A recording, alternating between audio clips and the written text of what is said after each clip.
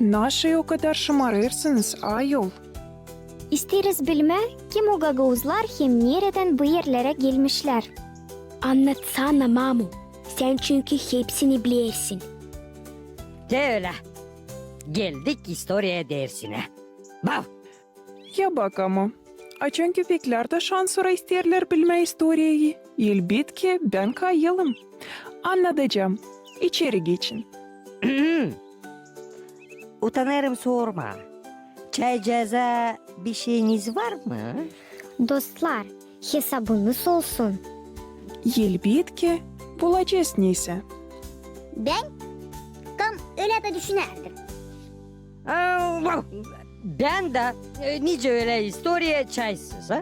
Hem çay da katıksız. Yerleşiniz ayolcuklarım uygunca da sisleyiniz. Şans sonra sabırsız bekleriz. Kalinkacık aç kağıdını, kelepircik koş diktafonu. Vav. Koştum.